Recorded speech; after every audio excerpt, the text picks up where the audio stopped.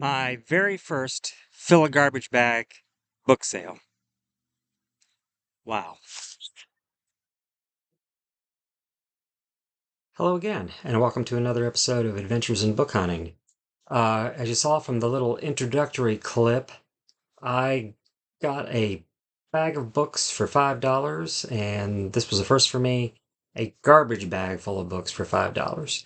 My intent was to film a video right after I did the haul at a park near the thrift store where I got these books. But it didn't take much more jostling for that garbage bag to just rip completely asunder. And so I packed up and decided, well, I'll do it later. In any event, it was a bit overwhelming. In any event, when I get to go over into Virginia to work there as part of my route, uh, I there's a couple of books thrift stores, not really bookstores, but thrift stores that I always try and check out. And on Friday, I was able to do that and picked out several books, including two I don't have with me. I found the second and third volumes of the Popular Mechanics Do-It-Yourself Encyclopedia, and I've already given those to my friend that I'm collecting those for. So I don't have those, but those two books, plus these right here, are the books I found in my initial search of the store. And while I found some other things that I didn't initially get, that was what I started off with. This is what I walked up to the cashier with, and should be, I think, 10 books. 1, 2, 3, 4, 5, 6, 7, 8, 9, 10. Yes, 10 books. Well, 9 books and one audiobook. In any event, I've shopped here before, but I forgot generally what they charge.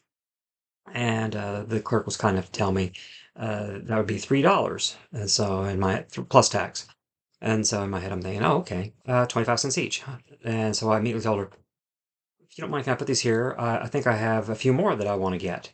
And we had a nice little conversation then about reading and owning too many books.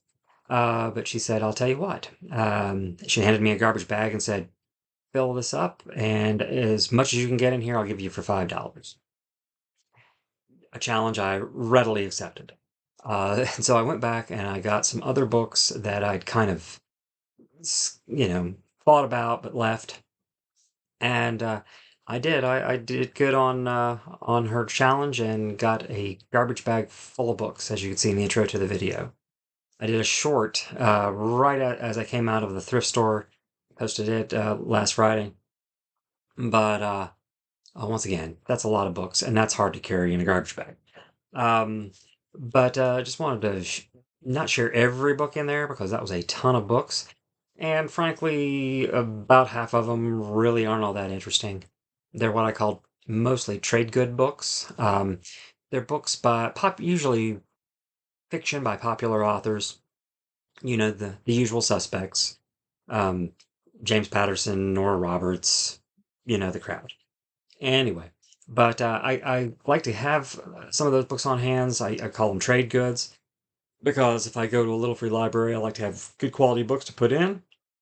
But then again, those aren't books that necessarily anyone I know is going to immediately want, or that a bookstore like the Hatter is going to have need of, because they get a lot of that stuff just in normal trade-ins.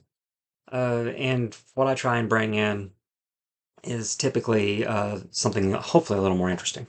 But in any event, as I was going through, the first two books I pulled off the shelf were those Popular Mechanics Encyclopedia volumes. And so I thought, okay, we're already off to a good start. But the rest of these are those 10 books that I initially got off the shelf. Uh, and I'm just going to go top to bottom. The first is actually an audio book. It's the CD version of Devil in the White City. Um, Discarded by a public library. I checked, all 12 discs are there. I've talked about this book in a recent video. Um, and I thought, well, yeah, I've got to have that. I don't know that I want to give it a listen myself, but uh, but if I don't, I'm sure the bookstore will be interested in it. They have a burgeoning audio book section, and this is a real nice book, I think, to listen to audio. In the event, there's the first one. Um, this is, of course, a copy of All the King's Men by Robert Penn Warren, a classic Pulitzer Prize winning novel of the early 20th century. I already have a copy, but this was a very nice edition that I thought would be nice for the Hatter's Classics section. And being a classics, one of the OG American classics, Scarlet Letter by William Hawthorne. This one, like I said, the cover art's kind of interesting. A bit odd, I thought, but still interesting. Especially like this Scarlet Letter that Hester Prynne is forced to wear. But in any event, this one's a little different. This one, you can see the publisher. That is a Becca book. Becca in Pensacola, Florida, is probably most famous for their homeschool program, a Christian homeschooling program.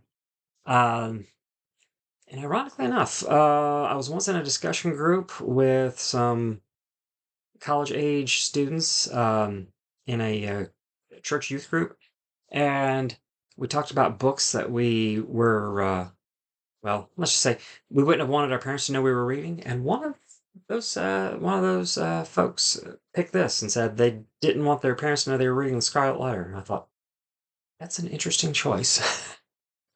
um, Mine were Job: A Comedy of Justice by Robert Heinlein and To Reign in Hell by Stephen Brust. I thought those made more sense. Let's see.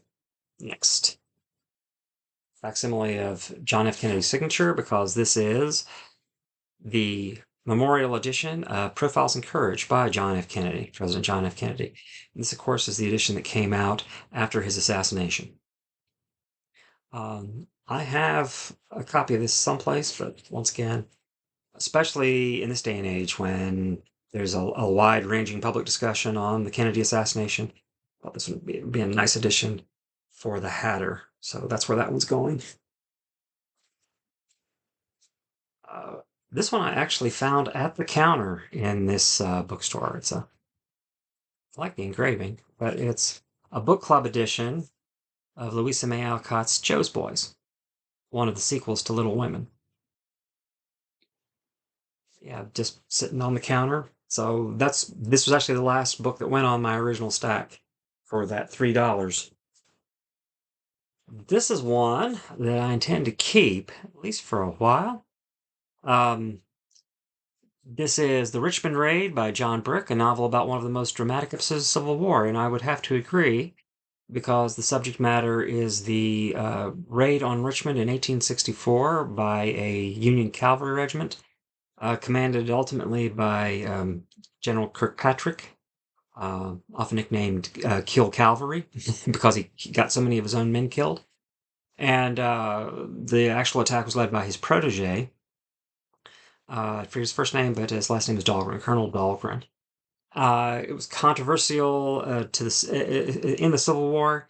The raid had two primary aims. The first aim was to liberate the Union prisoners of war held at Libby Prison in Richmond, Virginia. And the second was to assassinate the entire Confederate government. A letter later found on Dahlgren's body, summarized those orders. A copy was found. The original was eventually lost and probably destroyed, probably by the Union Secretary of War Staunton. But as I said, an interesting story. And so this one is actually for me. I do intend to read it. All right, now the next three books I'll talk about at the same time. These were in a stack together on the edge of the shelf. The second, third, and fourth books in the Harry Potter series, Chamber of Secrets, Prisoner of Azkaban, and The Goblet of Fire, in really nice condition. And I'm going to talk a little bit more about the last one, The Goblet of Fire, because the same day that I got my $5 garbage bag full of books, I saw this same book, same edition, same printing. This is a first American edition, first printing, in an antique mall, and they wanted $20 for theirs. And of course, I got mine for significantly less. But yes, Harry Potter still popular today as it always has been. Not like the crazy days when these books first came out, but still widely read, widely purchased. And this one will be at the Hatter Bookshop very soon. Okay, the last in my original stack, the USA trilogy by John Dos Passos, 1919, The 42nd Parallel, and The Big Money. I have a couple of these already in small trade back editions, so my thought is I will keep this one for me and donate my two. I believe I have 42nd Parallel and The Big Money, but donate those to the bookstore. So that's a brick of a book, but that is a trilogy. That is 3 books. Now, when I went back in, as I said, I got a ton more books. Some of them are. I have to move my chair. Are some of these back here that I'm going to donate to the bookshop. A lot of them are, like I say, books that I'm just going to use for trade goods. Books that were in really good shape, but that I didn't necessarily want. I don't have any friends who want them or family members. So they're going to go into a box I carry around to donate. And oftentimes I'll leave those at little free libraries. It's primary use for those kinds of books, but also at libraries that have free carts or free shelves. I'll sometimes, leave those books there. Yeah, like I said, get them back into circulation. Now, there were 3 other books besides those behind me, and those that I've just kind of put aside for trade that I got on my second run through. And they were all books I looked at the first run through, but thought, well, do I really want to get them if I have to pay for them? And I would have, and these were particularly these 3 books were books that I was going back to get, and I found out, yeah, I'm only gonna have to pay at most a quarter a piece for them. The first one is The Impeachment of Abraham Lincoln by Stephen L. Carter, who came to prominence. Came to, at least not to my prominence, to my radar, when he wrote The Emperor of Ocean Park, and it says so right there, which was a popular novel a few years back. And there's Mr. Stephen Carter right there. Anyway, the subject matter of this intrigued me because it's a theory I've always had myself. And that is, if Lincoln had not been assassinated in 1865, if he had lived through his second term, he would most likely have been impeached. Of course, his successor, President Andrew Johnson, was impeached, the first president to be impeached, and was only spared conviction in the Senate and removal from office by 1 vote in the U.S. Senate. And I've always thought a lot of the policy that Andrew Johnson was trying to implement in his Reconstruction program wasn't that much different than what Lincoln was doing. I think Lincoln would have been remembered much different had he not been assassinated. And I do believe the radical Republicans in the U.S. Congress at the time would have given Abraham Lincoln as hard a time as Johnson. The difference between Abraham Lincoln and Andrew Johnson is Abraham Lincoln was a very capable politician, extraordinarily talented, and might have survived it a little better. But anyway, an intriguing kind of alternative history take on what might have been. Right up my alley, so I do intend to read this. I'm very intrigued by this idea, and if I get to it anytime in the near future, I will give a book review of it. And if I like it, who knows? I may have to go back and read The Emperor of Ocean Park. All right. The next one I found was The Demon Copperhead. Oh, got a look there. The Demon Copperhead by Barbara Kingsolver. I've followed this a time or two. Barbara Kingsolver does not actually live too far from here. She lives in a family farm over in Virginia. I used to know a little more precisely where, but not too far from here. And I like this cover actually better than the other covers that I've found for this book. And of course, she's fairly popular writer now, probably most famous for the Poisonwood Bible. But if you can look here, this book has, so I can get it to focus, it has a date right here, 10/22. And that's that should be a flag to you if you're out book hunting. This is going to be, if it has a date on the spine, it's probably going to be an advanced reader's copy, and this one is, let's see, yeah, advanced reader's edition, not for sale. And yeah, Indie next deadline 8/29/22. Library reads deadline 9/1/22. Anyway, an advanced reader's copy is a book sent to book reviewers. Hopefully gets some publicity for a book ahead of its publication, and hopefully get some blurbs for the back of the edition that's actually sold in bookstores. This one's in really good shape. But because oftentimes advanced readers copies are very flimsy. Don't know if the Hatter can use this. If they can't, I'll keep it. Uh,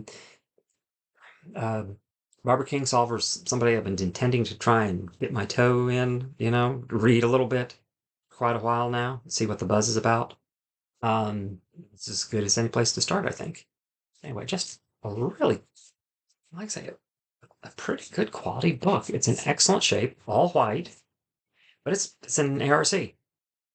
Most of the IRCs I see are not nearly in that good shape. And finally, a book that I went back for, I was going to go back for, particularly when I'm getting a garbage bag full of books for $1.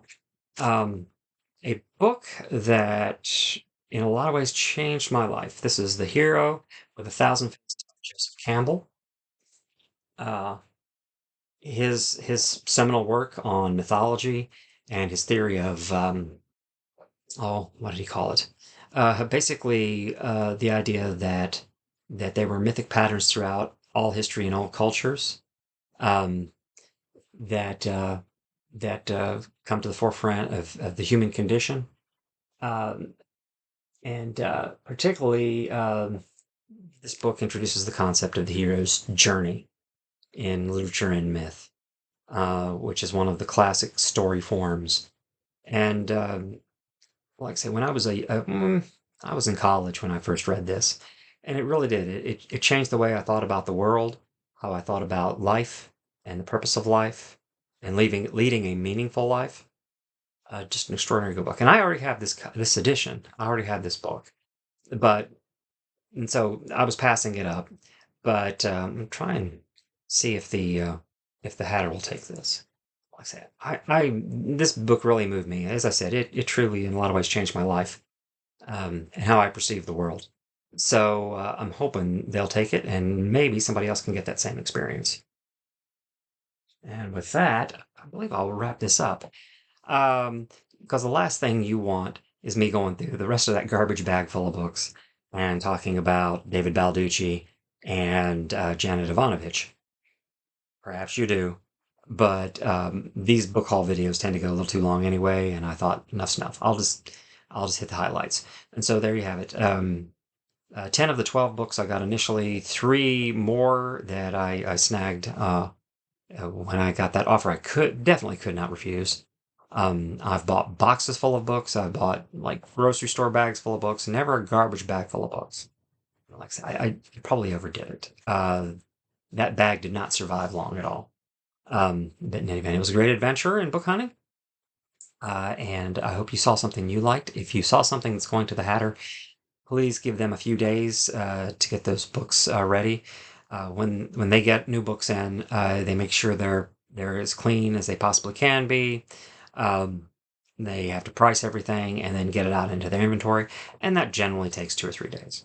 So, and I probably won't be dropping these off for at least another 2 or 3 days. So maybe give them until next week. If you saw anything you liked that I said I was going to take and donate to the Hatter, maybe next Monday, try and take a look for it. But in the meantime, I hope you do well, and I wish you good book hunting. Until next time, thank you.